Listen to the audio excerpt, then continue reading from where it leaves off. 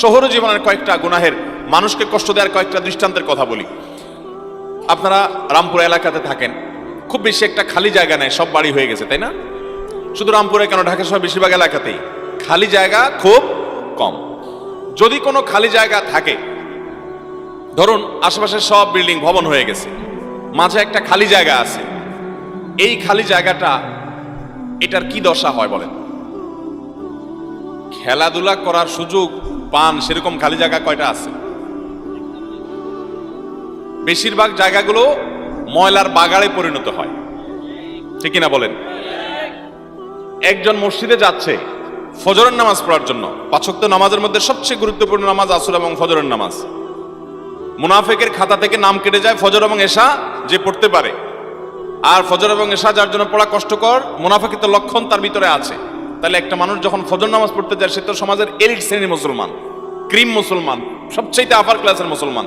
এই আপার ক্লাসের মুসলমানটা ফজর নামাজ পড়তে যাওয়ার সময় অনেক সময় দেখা যায় কোনো মানুষকে, আমি তো বহু দেখেছি ঢাকায়, যে আপনার ময়লার পলিথিনটা বাসা থেকে নিয়ে উনি ফজর নামাজ দিকে যাচ্ছেন, যাওয়ার সময় নিজের বিল্ডিং এর সামনে একটা খালি জায়গা আছে, উপর থেকে ছুঁড়ে ফেলে দিলেন খালি জায়গায় দিয়ে, উনি বিসমিল্লাহ বলে ছুটছেন হয়তো, আবার এরপর তিনি মসজিদে চলে গেলেন।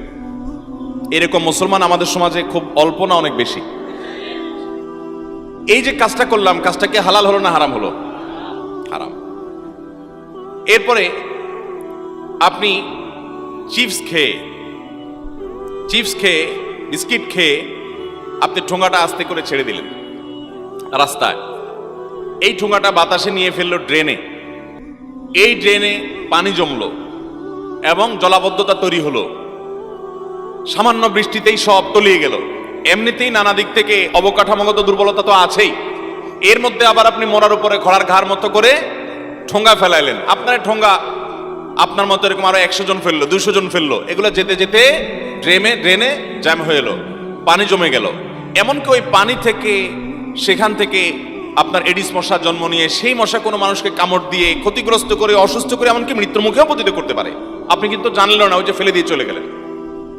ডাব খেয়ে ডাবের খোসাটা, মালাটা আপনি ফেলে দিয়ে চলে গেলেন, এই মালা সেখানে বৃষ্টির পানি জমলো, সেখানে মশা তৈরি হলো, সেই মশার মধ্যে এডিস মশা তৈরি হয়ে সেই মশা কোনো মানুষকে দংশন করে দেখা গেল তার ইমিউন সিস্টেম দুর্বল, বা কোনো কারণে সে মৃত্যুমুখে পতিত হয়ে গেল, বা সাফার করলো, অনেক টাকা খরচ হয়ে গেল। এই ধরনের আমাদের অজান্তে গুনাহ হয় কি হয় না বলেন? কিন্তু এই কাজগুলোকে আমরা কি গুনাহ মনে করি?